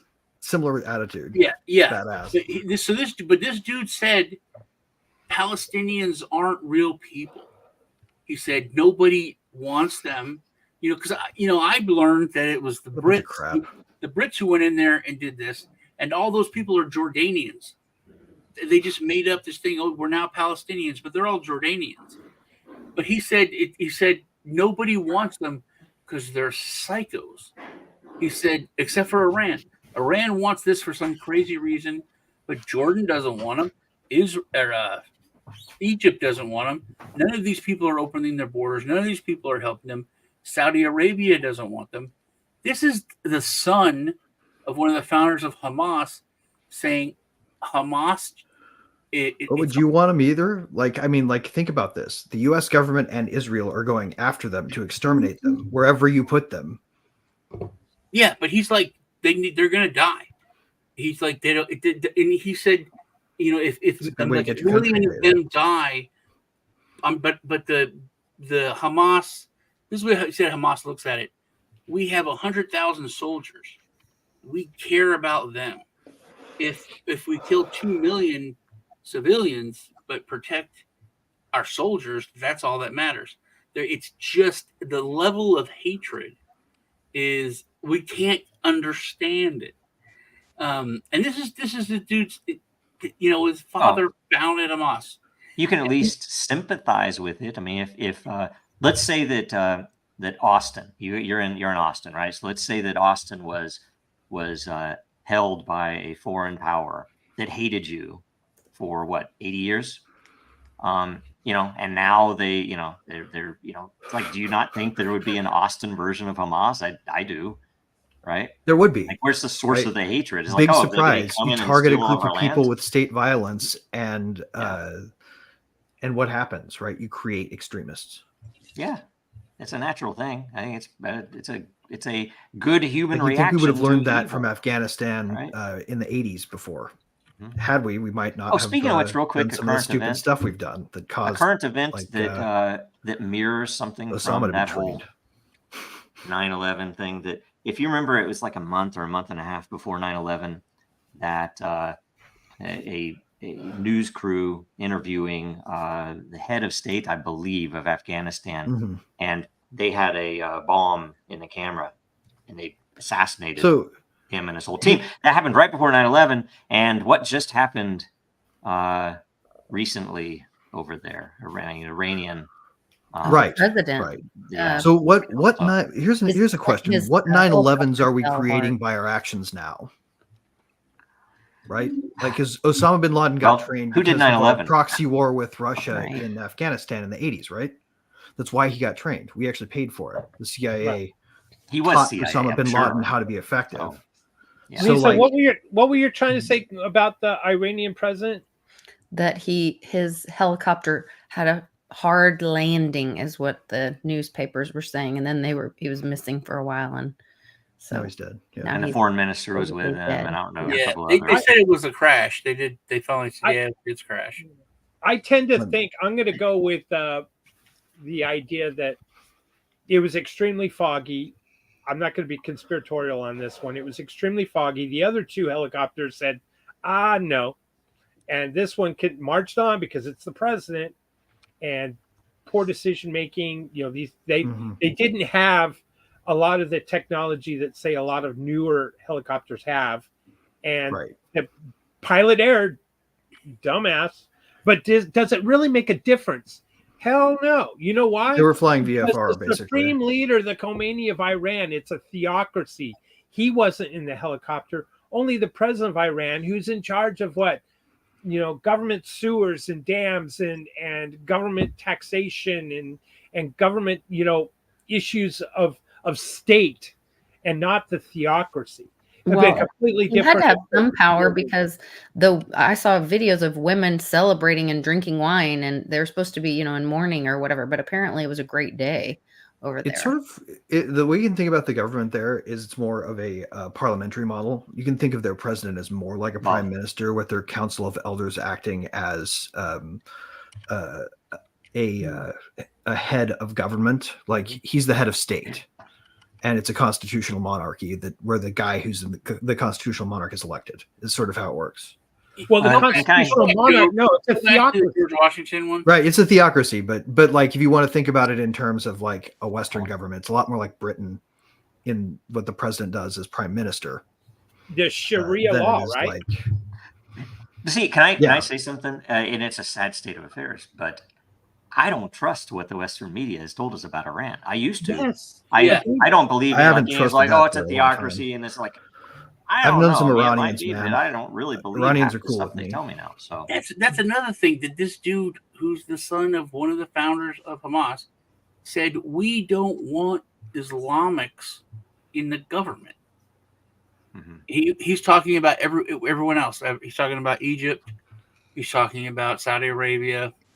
Talking about Jordan. But that thing about George Washington, the 3% tax on tea, that was, that's not why. And I was reading Plato this week, and I mean, you can't go further back than really Plato. It's like going to the, almost the beginning. And the things that he said are the same things that we talk about today, the same wisdom, but we need that. And it just shows me how things don't change. It's the same thing, different day. it was a fundamentally libertarian movement. The difference was they were in charge of it. It's like, don't do, the whole thing about, what was it? Just indifferent men deserve to be ruled by a tyrannical. Well, I mean, how much have you guys thought about the fact that the Anglican Church has a sort of papal structure, right? Were they trying to put an episcopate in the United States before the colonies rebelled? Is the question. And I think that's actually what drove a lot of people at the time to say now's the time for revolution, because we can't have the Church of England getting set up here. We already have our churches. We don't want them in our church freedom. Right? Well, that was a lot of it. I think it's like a George Floyd thing. I mean, every day there's like, oh, the police killed this black kid. Oh, this, and then really bad stuff like this 12-year-old kid who was playing in a park got shot, is unarmed. That's terrible. Some people are mad. But this, kind of this asshole gets killed. That changed the world. Just imagine the Bishop of New York. That'd be weird. It's always one little thing that Bud Light. The Bud Light thing has been another thing. It's one little thing, boom, that changes everything. That's it. It snaps. And I think it was like the tea tax, 3% tea tax, finally snapped. And the whole one of the reasons is because they pulled all the British soldiers out of that area, and it was very effective propaganda too, right? Like there were probably a million other attacks they could have done that worked for that, but that was a propaganda of the deed, kind of extremist attack that was sort of like it wasn't secret. Like how in school they tell you they snuck in by night, and it's all there was like hundreds of people out there on the docks, like partying and praising it. The United States invented modern asymmetric warfare. Can you go back to that Ian Smith meme, the gym owner in New Jersey? He was recently Yes. found innocent, which I think is the idea of trying to hide the trying to get us to forget. But what he said here was just amazing. To quote him, because there could be some people that are just listening and not watching. It says, everything the government is doing right now is designed to make you fat, weak, stupid, depressed, lazy, and reliant on the crumbs they wipe off their plates. Health replaced by pharmaceuticals, education replaced by programming, hard work replaced by handouts. These people hate you. And he's speaking to the government after they were closing down during, the great infection. What a hero. What a hero who stood up, stood up against the tyranny and said, no, I'm not going to close. It is the right thing to do to keep us healthy and not weak. And, what a hero. Right. People going to the gym is what you need in a pandemic. Right? By the way, I do think, and this is why, although imperfect, I'm thankful for some of what has happened in the recent year and a half or so with free speech in America, because it was really looking bad for a while. But the key question, and there are a bunch of the closer you get to it, the more obvious it is that the Fed finances all of it. We have to get rid of the Fed. No matter what, we have to get rid of the Fed. That's what the Fed Bitcoin will get rid of itself. Bitcoin was co-opted, was hijacked. That's not what its goal is right now. I've we have to noticed get rid of more the Fed. people understand that now. But more regular the people are source of that, saying that now. and I will say this, and I'll probably get attacked for it, I'm sure. But the big issue of our day is effectively dual citizenship. You have too many traitors that are in positions of power in this country and in the West generally that have caused all of these issues. And it's because they hate us. They don't have, they think of us as cattle. So what needs to be understood by people. And it's, it's just frightening one way or There's another. something very eye-opening to me about this in specific. In New Jersey, this was a little thing, but it was such a huge eye-opening event to me during that time. Tucker Carlson was interviewing the governor of New Jersey. The governor of New Jersey. And he's how he does this. I used to do it in sales when I was a financial advisor. I called it the Columbo effect. If someone was like, "Oh, okay, well, I'm going to think about it," or "I don't know about that," I would act like it's the first time I ever heard it. Like Columbo was like, "I'm just confused. Like, no one's ever said that to me," and they're like, "No one said that? No, ever." And they're like, "What's wrong with me? Why didn't I say that?" And so Tucker Carlson interviews like that. He acts confused all the time, and he asked the governor, "Well, so I just was wondering. So you're closing the churches, and people can't go to churches, they can't go to gyms, but you're keeping open the liquor stores and strip clubs. What's the reasoning from that? Just wondering. I'm just a little confused." And the governor of New Jersey said, "That's above my pay grade." He said that to me. That was like, he just said he's being controlled. But you're issuing the order. He's the governor of New Jersey. Are you not responsible for this? How does that not? He wouldn't be in office if he wasn't controlled. That's it. I mean, no one got that point. He was like made fun of. Like he was an idiot. But that's to me that's why you have to be very careful about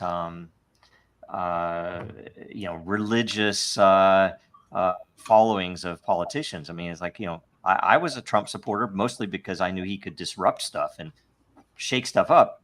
I was a McAfee supporter. He would have been better at it. McAfee would have been could you imagine the panic that would have ensued had he been elected instead of Trump? God. Could you imagine the chaos? I think crazier stuff's coming. God, I love it's almost like how an earthquake works, where enough pressure builds up of these plates moving, and the longer it builds up, the bigger the quake's going to be, and that's what we're headed towards, because they've been able to keep everything, keep people placated. Oh, you have your McDonald's, you have your Netflix, you have your football. Everybody's happy, and we can keep stealing all the money out from underneath. And the psychological research continues, right? They're still developing the information weapons to higher levels of efficiency. It's coming because people are freaking waking up, and it's going to be crazy what's coming up. By the way, did you know about this one? This one's kind of creepy, and it's not being reported anywhere. And someone on 4chan actually got someone to post something in response that people on 4chan are pretty smart about this stuff. That there is this group that went in and attacked some of the protesters in the anti-genocide protesters, pro Gaza, humanitarian stuff. And these people were sent in and they attacked them violently. They've not been arrested. They've not been charged. Guess what they were? They were literally IDF soldiers that happened to be on, they were here on a trip. And it's like, I would think that's an act of war, but it's kind of creepy. Anyway. Yeah, that's kind of creepy. Yeah. Did not know that. It's not good. And nobody reports it, and they'll not be charged. Why is that? Why would this dude who hit someone with a 2x4? It's a mafia. It's a cartel state that's controlling everything. Right. The Intel super state. There you go. What do you think about? It's very simple. It's criminal, right? It's like imagine if the world, the country back in the Depression era of Prohibition had been taken over completely by Al Capone and run that way. Yeah. Right. Yeah. What would be the functional difference? I have mixed I don't know. feelings on this thing that's happening. Florida, I think Texas, Arkansas, they're passing this law that says if you're here on a student visa, you're going to school, that if you're part of this protest, even if you're peaceful, but if you have this opinion, you get deported. You lose your visa. You get kicked out of school and sent back to your country. I don't know. It's one of those things that, like Lee and Lisa talked about, where it's like, it's like hooray for our side, but could be. What if it was? Is that really what it is? I mean, you think about it. These people will fight tooth and nail against deportation of illegal aliens who are here, not being taxed and taking benefits. Right. And when they're here under asylum, they get access to citizen benefits. Yeah, they're getting ready to vote. As soon as it involves Israel, all of a sudden, wait, we need to deport these people. These people are horrible. It just seems illegal asylum gets access to Medicare. Very odd. Well, by the way, there's a law or a bill pending where they're wanting to give full military benefits, health benefits, and whatnot if you fight in the Israeli Defense Forces. Look it up, and they're trying to pass the US? that. Yes, and these people are traitors. They're traitors. No, they're criminals, is what they are. They're looting us. Yeah, we're being looted by the Clown Brigade. Basically, the question is when did the coup happen? It's either. I mean, the base of it, in my opinion, is 1913, because that's when the base. Yeah, but of the it correct started. one was probably AFK. Was the no? I think it was G-Dub was the real beginning of, or not G-Dub, but sorry, George Senior was the beginning of the current regime's. That's when they took plans. real I think he power. and Clinton were in collusion. Yeah. Oh yeah. I think the he merger did a lot when he was vice president under Reagan. Yeah, I think he did a lot behind the scenes. The fertile ground was sown in 1913 by what's his face, the worst president in our history, Roosevelt. See, no, here's he wasn't until 33. Right. The most evil. Yeah, Wilson. Wilson was the worst. Wilson was a freaking idiot. So he was, by the way, the should most be remembered as a educated traitor. president. By the way, was Wilson until George H.W. Bush. Right. Then he was. Yeah. He had more education than Wilson. If you look Teddy at it Roosevelt as a too, he was like four-pronged- the only Nazi we've ever had in the office.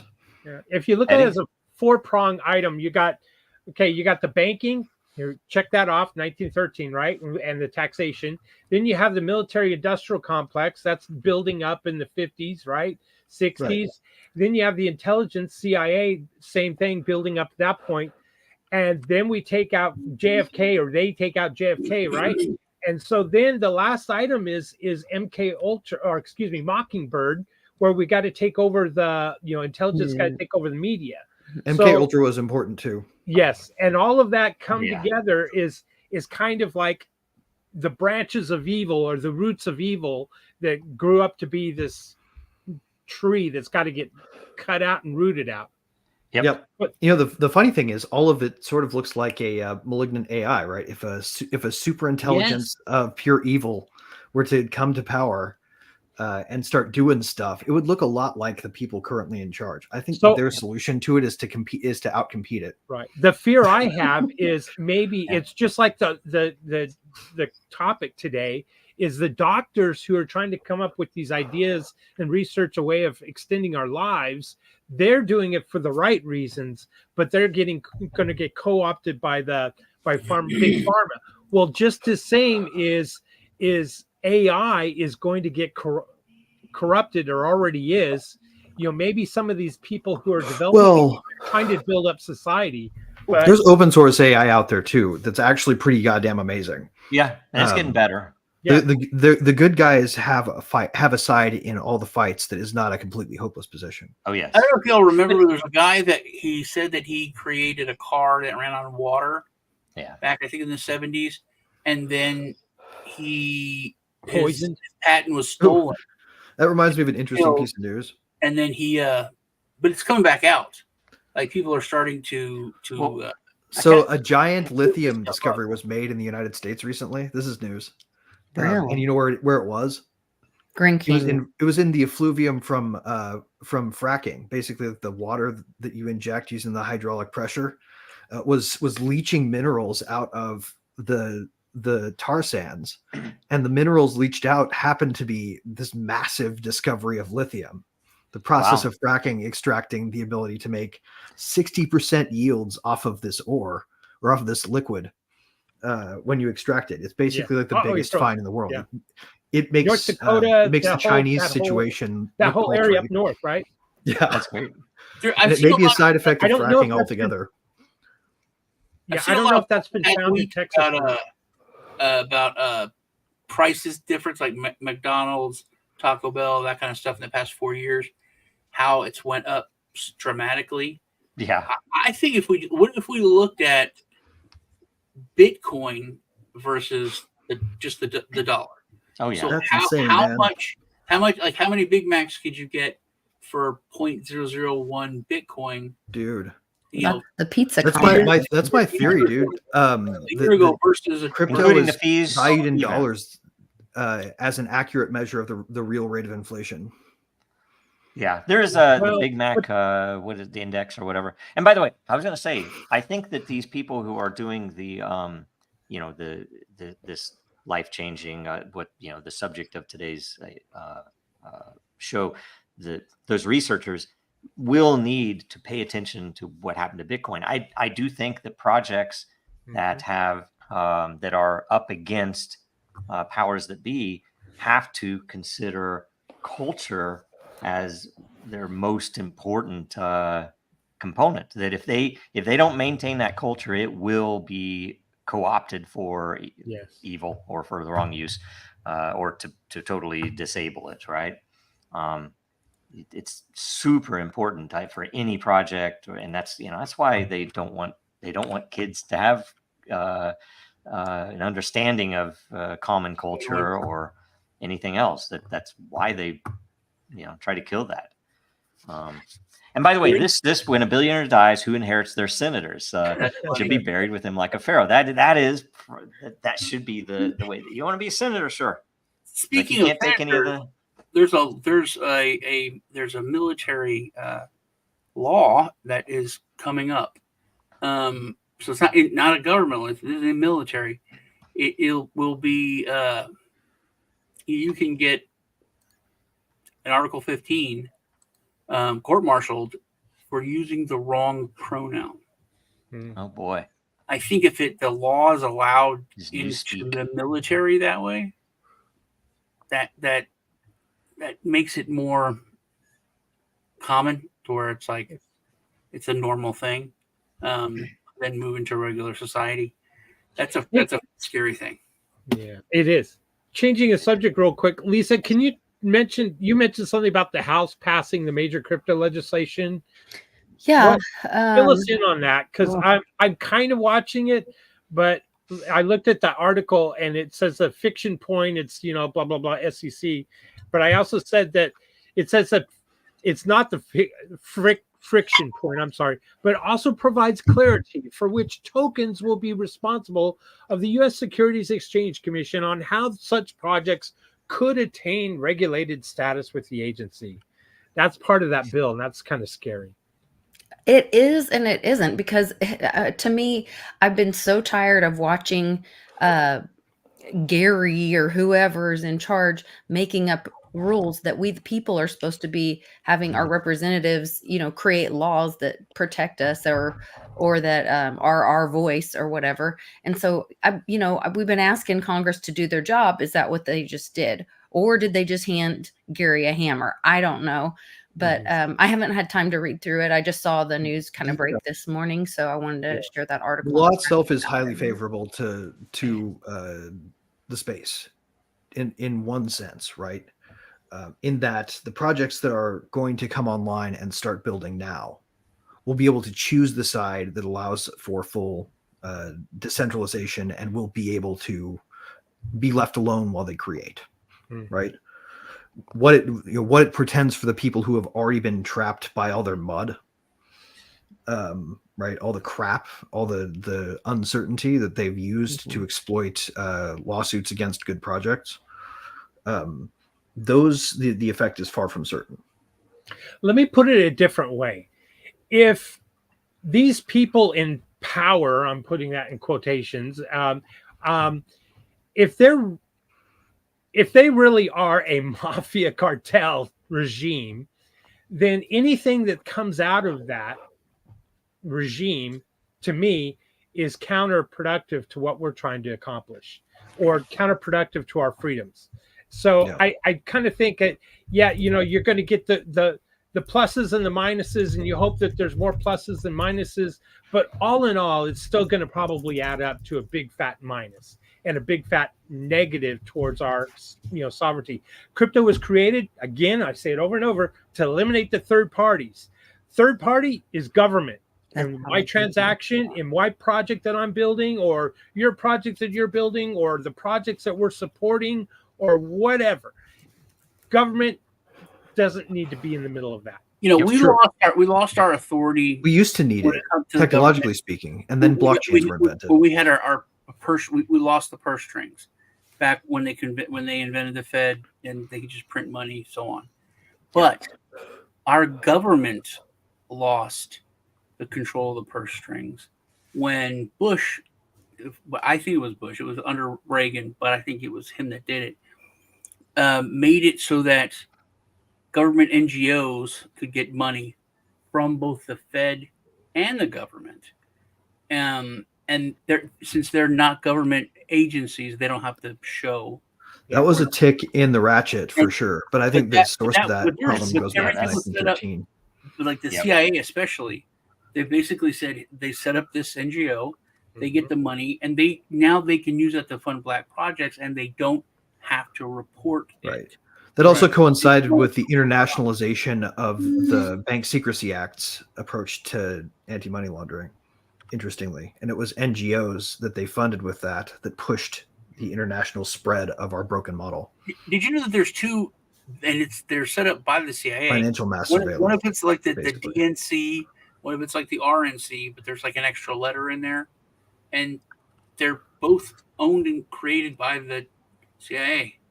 We always talk about the left wing and the right wing are both part of the same bird. Literally, this is like total proof. It's just out there. I forget what the acronyms are, but it's basically like the Republican Party, International Republican Party, and then it's like the International Democratic Coalition or something. Hmm. But those are both created by the CIA, and that's how they. Yeah, funded there's. it. I don't remember which organization it is. There's a literally an organ. It's a secret society, but what's known. They have this logo that's a turtle, and a wolf in sheep's clothing, right? And essentially, it's about slow action. It's like since 1913. It was before any of our parents were alive, and like my grandparents were, either babies or hadn't been born yet.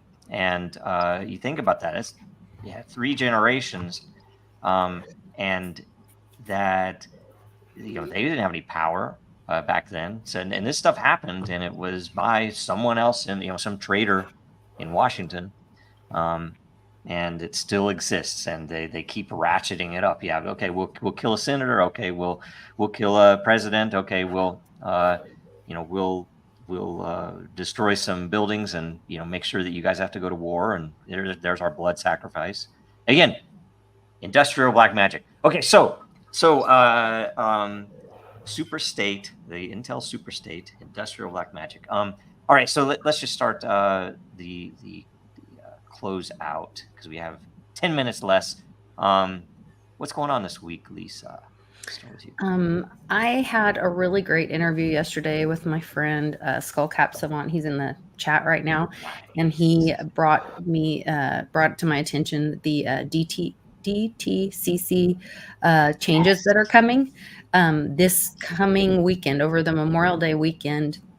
And actually, what's interesting about it to me is that Mexico and Canada don't celebrate Memorial Day, so their changes will implement on Monday, the 27th, to be the T+1 transactions for the clearinghouse. The U.S. will start on Tuesday, and Uncle Cliff always said it would happen on a Tuesday, so you would see the results from the Monday on the Tuesday. It'll also be really interesting to see because there's still they did not change the time for we go again for the Friday or for currency, and so you could see possibly some big movements on Friday as they're preparing for this transition to happen on Monday and Tuesday. Wow. All right. Check That's out that interesting video. stuff. I was like, It's does that amazing. mean like a crash or something else happening or something crazy? Maybe they have to shut Wall Street trading down, I'm sure there'll be a solar Cancel flare. engage in all kinds of chicanery with their new between then and authority. now. Yeah, Right? because the Solar flare arbitrage activity. opportunity is huge. At least until they overturn.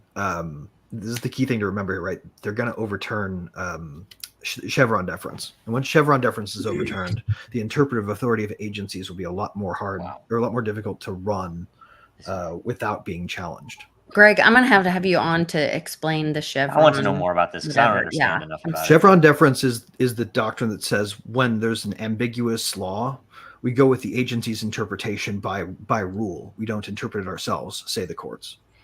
Wow. So it allows the agencies to assume that they're going to be not challenged where there's ambiguity. Wow. Evil. That's evil. All right, Sean, what's going on this week? We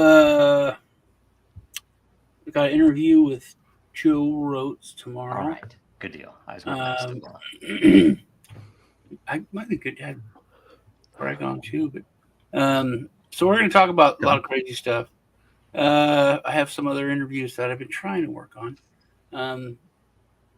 I had my son was waiting for this package, and FedEx that came and it had to be signed for, and so he thought that was a package, and then his package came. It was delivered. So we're like, what is that package that has to be signed for? And I looked, and it was from Kosovo. So it was weird. And I was like, well, why do I have this, FedEx from Kosovo? And it's a miner. It's not a person. It's a crypto miner. But I'm sure I'm on some list now. I got stuff coming from Russia, worst possible time. But so check out the interviews. Me and Lisa are on Tuesday. It's around usually 4 to 5. We do the show. That's it. Excellent. All right. I am where I am. Well, let's see. First of all, I enjoy the Truth Tuesdays that Sean and Lisa do on each of their Thank channels you. back to back. They're great. And Lisa and I have done 2 shows now on Monday. So I encourage you to check out her channel, and yours truly is on there. What's going on with me? Well, let's see. The Intel Super State weighs heavy on all of our shoulders, but there's a bright light, a silver lining, if you will. You can mine social media on din.social by evaluating posts, making quality posts, and other people voted up, and you earn Matter, MTR. And congrats to, I'm going to be a number go up guy. Do your own research. I'm not your daddy, but congrats to Matter. It hit 12 cents this week, 12.8, Nice. 13 cents. Wow. From That's pretty good, man. 1.1 penny 6 months ago. And I got a feeling, do your own research. But anyway, if you want to earn crypto, go to Matter, go to din.social and start posting. All it takes is an email. Yep. And I'll see you over there. There is an unpriceable turning point coming up. That's a very good point. Like if that legislation gets a signature, a lot of shit changes. That's true. There's a lot of stuff that, I mean, we've been in dark areas for so long. It's like when positive stuff happens, it's like, well, I don't know if I believe it, right? But it's like it seems like things are. I think things are really moving. That's why prices are awesome, because they tell us the true That's true. current market value of optimism. Greg, what's up this week? For me this week, I am really focused in on a whole bunch of stuff that, God, I wish I could talk about, but I can't. So I will just say that decentralization of infrastructure is becoming a reality, and it will be much sooner than we think, in the same kind of way that aging is. And what it pretends is that there's no real way for men with guns to tell people to turn things off on the internet. And that's going to change a lot of stuff when people start using that as a development platform. So that's what I'm excited about this week. Den is looking forward to that too. We really I want think that on Den. just the fact that people are using the word decentralization. I think what's his name has been just like the biggest factor for that, Russell Brand, just talking about the evils of centralized power. Yep. And he's really got the message out there, and people are starting to see why it's important to have power much more decentralized. It's that the word has even worked its way properly, which is surprising as hell, into the halls of Congress. I mean, you have like Ted Cruz has spoken about it. People actually talk, about the good aspects of some of this stuff when they're talking about, it's like, why is everything so horrible? They're like, well, you got to. Johnson talked about it, but now I think it's the least horrible it's ever been, though. That's also true. One wacky thing, Dylan Mulvaney talked about it on Tuesday, went to Peru and did a post that I shared the link in the private chat. Machu Picchu, and they're like, I'm here in Peru, Machu Picchu, look, everyone's so kind here. I feel so safe. It's sad that I have to leave my own country to come to a country where I feel safe. And literally this week, Peru passed a law that all trans people are considered insane. And that if you're one sex and you think you're another, Dylan also was paid by a candidate, I can't remember what state, to send a message and tell this other candidate, congratulations on Chicago, I think, on your new job at or maybe it was DC, the DC.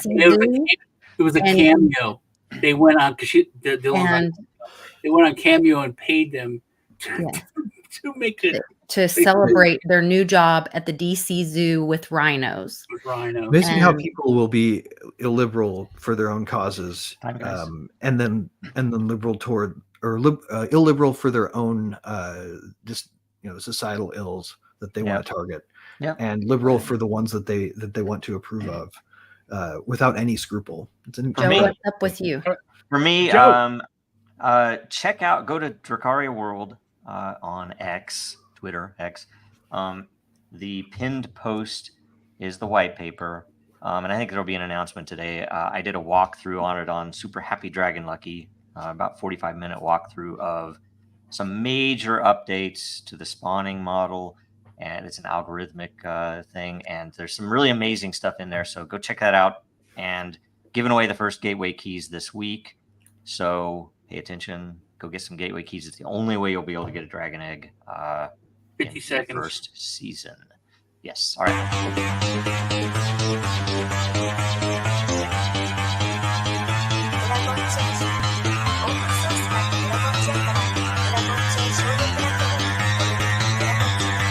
Because that goal will serve to organize and measure the best. Adaptable, all capital, label radical yet rational. A tactical approach is palpable if this animal is fallible, but that conclusion is laughable. So with for all detachable from the mandible, you see it now.